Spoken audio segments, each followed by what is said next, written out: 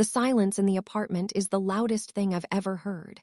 It's a physical presence, pressing in on me from all sides, thick and suffocating like velvet. Kevin has been gone for 72 hours, and the quiet he left behind has already started to eat away at the walls. His side of the closet is a hollow cavern. No more neatly ironed button-downs, no more worn-out band t-shirts he refused to throw away. The bathroom counter is clinically bare. His toothbrush, his electric razor, that god-awful sandalwood-scented shampoo I always complained about, all gone. It wasn't a messy, angry departure. It was a surgical extraction. He removed himself from my life with the clean, impersonal precision of a surgeon excising a tumor. I'm not crying. I think I've forgotten how. Instead, I just sit on the sofa, my fingers tracing the faint indentation his body made on the cushion next to mine. It's the only proof he was ever here. I keep replaying that night in my head, a continuous, looping nightmare. The laughter, the sudden chill, the look in his eyes. How did I get here? How did I become the person who lives in the crater of a bomb she dropped herself? I just wanted them to like me, that's all. I just wanted to fit in. We'd been together for 3 years. Kevin was solid, that's the best word for him.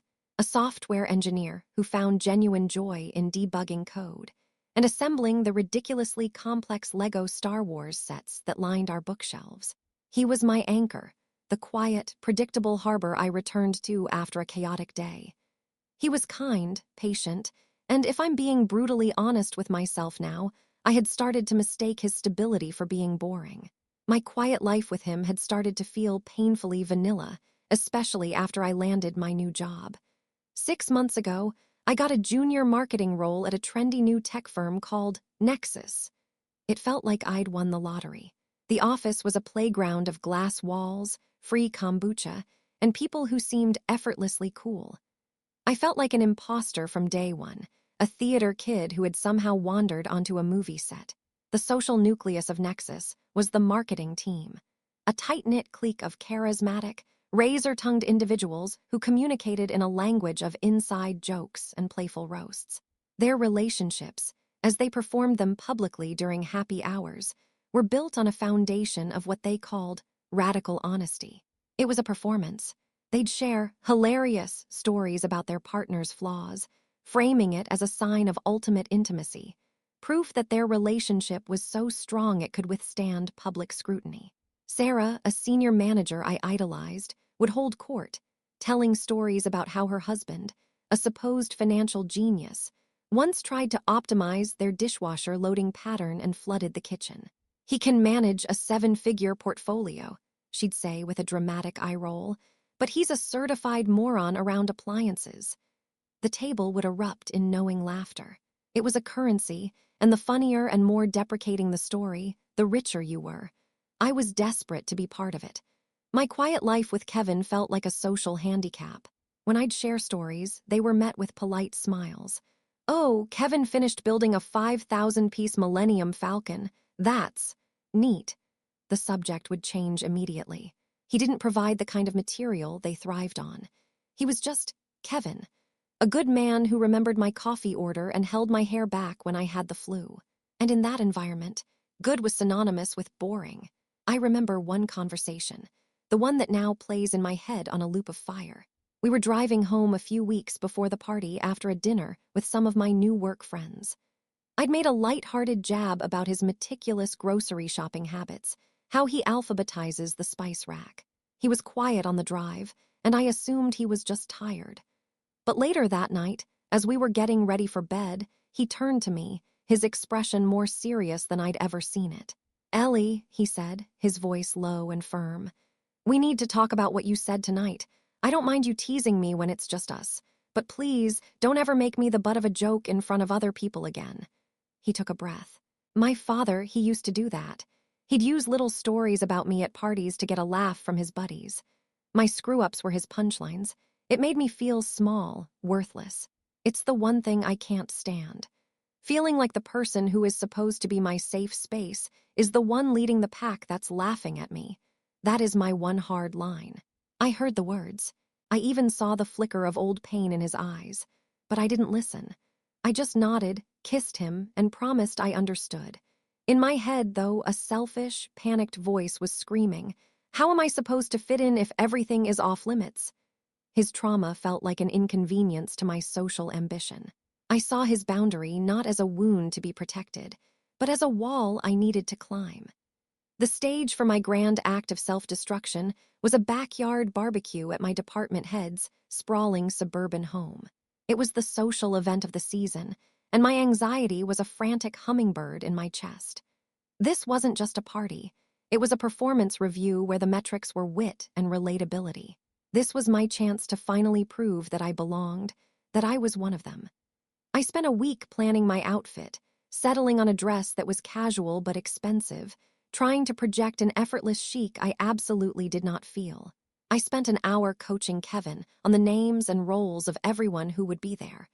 A frantic briefing, as if he were about to meet foreign dignitaries. David is the host. He loves golf. Sarah is his right hand. She has a golden retriever named Winston. James is the sarcastic one. Don't take anything he says seriously. Kevin listened patiently, as he always did, with a quiet smile. "Got it. I'm happy to be there to support you, Ellie." That's all he ever said. To support you. I heard the words, but I translated them through the filter of my own ambition. I mistook his support for participation. The party was a caricature of corporate cool success. Tiki torches illuminated a perfectly manicured lawn. A Sonos system piped out an inoffensive indie pop playlist, and coolers overflowed with craft beer and hard seltzer. I hovered at the edge of the main group, the one orbiting David and Sarah, nursing a beer so tightly my knuckles were white. I made awkward small talk, laughing too loudly at jokes I didn't quite get. Kevin, meanwhile, had effortlessly found common ground with the host's IT consultant brother. From across the lawn, I could see them, completely absorbed in a conversation about network security protocols. He was comfortable in his own skin, and I hated him for it. I watched Sarah hold court, a master storyteller. She was recounting her husband's latest disastrous attempt at home-brewing beer, which had ended in a bottle exploding, sending a geyser of sticky wort all over their new white kitchen cabinets. "He had the audacity to call it a caramelization experiment," she howled, and the group roared with laughter. She was brilliant. She had taken a domestic mishap and spun it into social gold. She caught my eye over the rim of her wine glass and gave me a conspiratorial wink, a silent invitation. "This is how it's done, kid. Your turn." That wink was a starting pistol. The pressure became unbearable. Later in the evening, as the sun dipped below the horizon and the fire pit was lit, the circle finally turned its attention to me. James, the sarcastic one I was warned about, leaned forward, his eyes glinting. "So, Ellie, spill it. What's the dirt on Mr. Perfect over there? He seems way too put together. There's gotta be something embarrassing you can give us." My heart hammered against my ribs. This was it. My audition. The spotlight was on me. My mind raced, a frantic, desperate scramble for an anecdote that was funny but not cruel, relatable but still edgy. But all I could conjure was Kevin's earnest face in the soft light of our bedroom, his quiet voice saying, "That is my one hard line." The memory should have been a stop sign, a blaring red light, a brick wall. Instead, my pathetic, cowardly need to be liked, to be accepted by these people, floored the accelerator. I waved my hand dismissively, forcing a conspiratorial laugh that sounded brittle and strange even to my own ears. "Kevin, baby, come here for a second," I called out, my voice high-pitched. He excused himself from his conversation and walked over, smiling, completely unaware of the ambush I had laid for him. He put his arm around my shoulder, a gesture of casual affection that felt like a branding iron. "Oh, there are no secrets with us, are there, honey?" I said, leaning into his side, a grotesque parody of intimacy. The whole group was looking at me, their faces illuminated by the flickering flames, waiting for the punchline. I took a deep breath, the smell of smoke and citronella filling my lungs, the final intake of air before the plunge. Besides, Kevin's passion in the bedroom is, let's just call it, efficient. He's all about that 3-minute wonder life. The thrill comes and goes before you can even decide if you're enjoying it. The words hung in the air, obscene and glittering in the firelight. For a split second, there was absolute silence. Not a polite, contemplative silence, but a vacuum. A sharp, collective intake of breath from a dozen people who knew, instantly, that a line hadn't just been crossed, but obliterated. Then came the laughter. It was a different kind of laughter from before, louder, sharper, laced with the uncomfortable thrill of witnessing a car crash. It was the sound of my own damnation. I didn't look at them. I looked at Kevin. His smile didn't falter, it simply evaporated. One moment it was there, the next it was gone, leaving a void. His face became a mask of perfect neutrality. There was no anger, no embarrassment, no shock. There was just nothing. The light in his eyes, the warm, steady light I had taken for granted for 3 years, went out. It was like watching someone turn off a switch. He gently removed his arm from around my shoulder, the movement slow and deliberate, and took a small step back. The tiny space he created between us felt like a canyon. In that moment, under the mocking flicker of the ticky torches, my heart didn't just drop. It turned to ice and shattered. The cheap thrill of the laughter died instantly, replaced by a cold, sickening dread that flooded my entire body. I had done it. I had taken his deepest vulnerability, the one he had trusted me with, and served it up as an appetizer to a group of people whose last names I probably couldn't remember. The drive home was a silent film. The hum of the engine was deafening. I kept opening my mouth to say something, an apology, an excuse, anything, but the words wouldn't form. What could I possibly say? It was just a joke. I had seen his face. I knew it wasn't. When we walked into our apartment, the silence followed us, wrapping itself around the furniture. I finally broke. Kevin, I am so sorry. It was a stupid, horrible thing to say. I don't know what I was thinking. He didn't look at me. He just walked to the middle of the living room and stood there for a moment, surveying the space as if he'd never seen it before. Then he turned, and his eyes were the eyes of a stranger. Calm, resolute, empty. "I do, Ellie," he said, his voice perfectly level, devoid of any emotion. "You were thinking about them, not about me." He finally met my gaze. "I told you my one hard line. I told you. And you took that trust, and you used it to make people you've known for 3 months laugh. You threw my dignity on that fire pit just to feel warm for a minute. We're done." It wasn't a threat. It wasn't an ultimatum. It was a statement of fact, a diagnosis. He walked into our bedroom, and I heard the closet door slide open. Not with a slam, but with a soft, final whoosh. It was the sound of the end. He was gone before sunrise. I woke up to the sound of the front door clicking shut, a soft, final punctuation mark. I lay in bed for an hour, paralyzed, telling myself he'd just gone for a drive to cool off. But I knew. Denial is a flimsy shield against a wound that deep. The next 2 days were a blur of frantic, pathetic attempts at communication. I sent a tidal wave of texts, apologies, explanations, declarations of love, desperate pleas. Each one was a green bubble of shame, delivered into a digital void. They remained unread. I called him, and after the 10th ring, it went straight to voicemail. His voice, cheerful and professional on his outgoing message, was a ghost from a life I had already lost. By the end of the first day, I realized I'd been blocked. On everything. Phone, WhatsApp, Venmo, every digital bridge between us had been burned. My panic escalated into a full-blown meltdown. On the 3rd day, shaking and sleep-deprived, I called Sarah, my boss, the queen bee I had tried so desperately to impress. I thought maybe she could talk to me, offer some advice, maybe even some sympathy. The phone rang 3 times before she picked up. "Ellie, is everything okay?" Her voice was cautious, professional. The dam broke. I started sobbing, a torrent of incoherent words about Kevin, the joke, how he'd left, how I'd ruined everything. I was begging for validation, for her to tell me it was just a misunderstanding, that he was overreacting.